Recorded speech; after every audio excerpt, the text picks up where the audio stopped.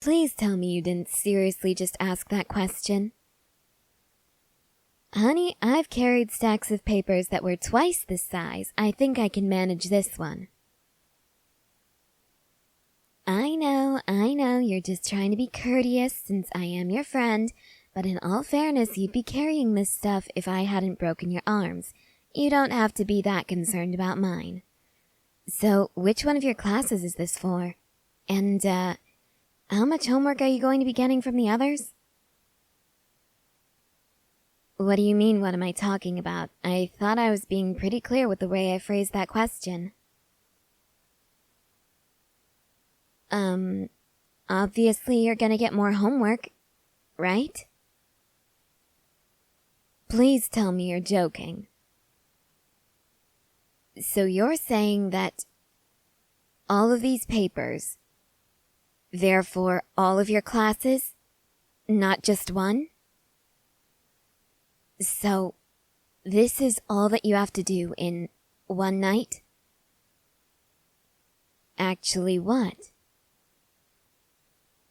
Only half of this is due tomorrow. The rest is due next week? Honey, what's the name of your school? I just might consider transferring. No, not really. Since it is the middle of the school year, I couldn't really transfer all that easily. I am curious, though. What school do you attend? I really do want to know what kind of school would give kids this little homework. It seems almost too easy. No, I didn't mean it like that. I didn't mean to say that I think it's so easy that you should be able to get by with no problem. I meant, in terms of stress over how much you need to do. It seems a lot easier than what we're given. Of course, I can see from this top sheet of your math homework that you are going over the same stuff we are. As a matter of fact, I think I did a few of these problems in my homework last night. If you're struggling, I'd be more than willing to help you. Obviously. I am your friend after all. And you're being nice enough to not sue me or my classmates after we broke your arms, so I think it's fair that I help you with your homework. Please tell me you're being facetious, or at least exaggerating. Seriously, this is the nicest thing anyone's ever done for you. Alright, that makes a bit more sense. It's the nicest thing another student has ever done for you. Even so, that's a bit concerning. Well, I wouldn't say it's exactly concerning. I suppose I could have worded it a bit better. It's just disappointing, I guess. Why is it disappointing? You're one of the nicest people I've ever met. And I actually know some surprisingly nice people, even though I'm stuck in E-class with all of the burnouts and the delinquents.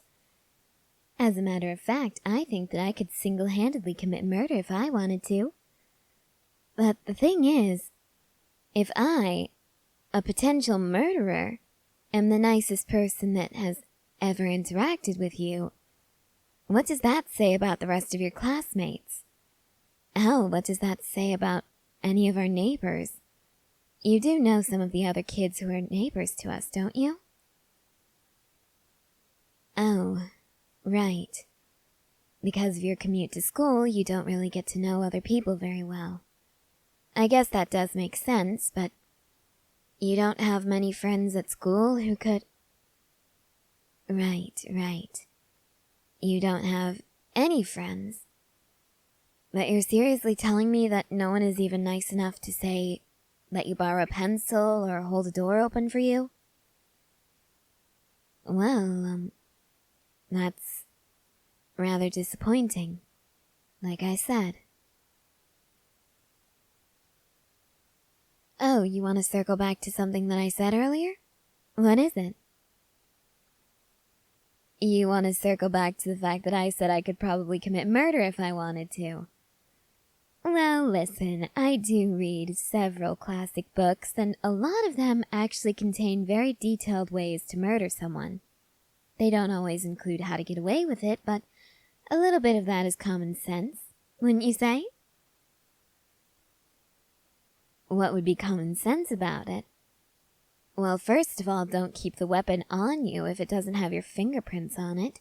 After all, someone could find traces of DNA on it from the victim in question. Or if you don't keep it on you, don't leave DNA of your own on it. Honestly, that is such a big mistake that people in all of these books make. It's infuriating. You would think that if a professional assassin was going to kill someone, they'd at least know to...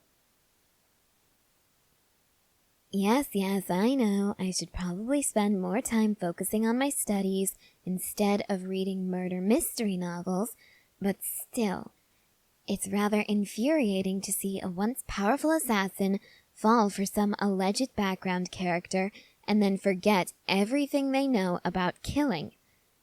Honestly, it feels irresponsible in a way to give someone with those ideas the rights to a book. You think it's romantic? Seriously?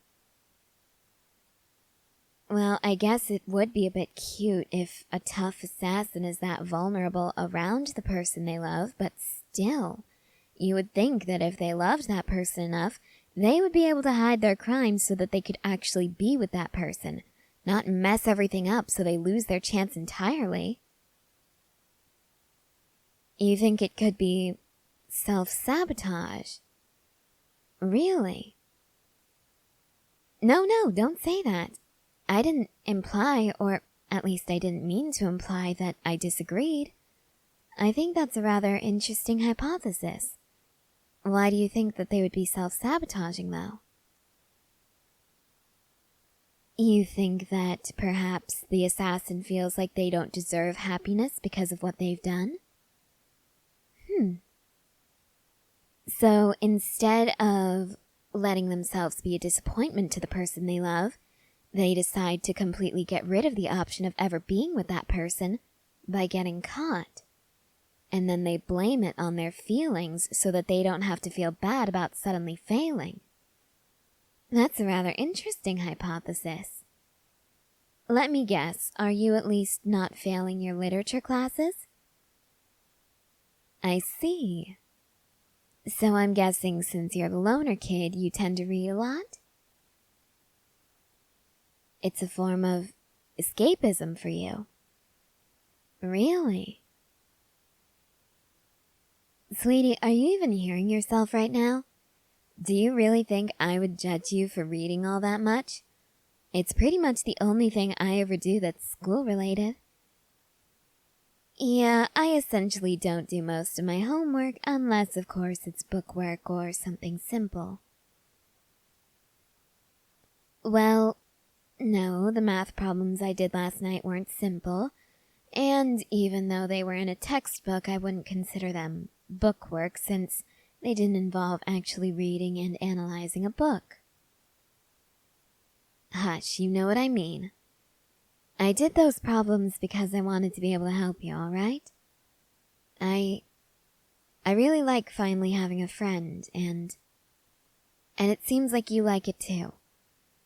So, I want to try and be a good friend for you, okay? Of course, I really mean that. Look at me. I don't get along with other people very easily. I sometimes come off as a bit smug and maybe even arrogant, and when I'm not rubbing my success in everyone's face, I tend to just bury my face in a book and never look up. So, I don't make friends all that easily. And now that I finally do have a friend, I care about the way you feel in this friendship. I know that you don't make friends easily, and I'm essentially your first real friend, so I want this to be a good experience for you. I want to be able to help you out and make sure that you don't feel like an idiot. I want to make sure that you get something out of this, since since this started out pretty rough to begin with. I want to make sure that I do this right. I don't know, I just care a lot about this friendship, and I don't want anything to have the possibility of going wrong, okay? No, I'm not. Oh, damn it, I am. Look, I guess I am crying just a little bit, but it's only because I really mean this. And I've never told anyone this. Yes, I know I said that I've known a lot of nice people, and I do get along pretty well with my classmates, but we don't really hang out together. We don't really invite each other over and just have fun. We mostly just hang out at school and help each other get by, but that's pretty much it. So for friendship, as far as that goes, you're all I've got, and I really don't want to lose you because you make me so happy.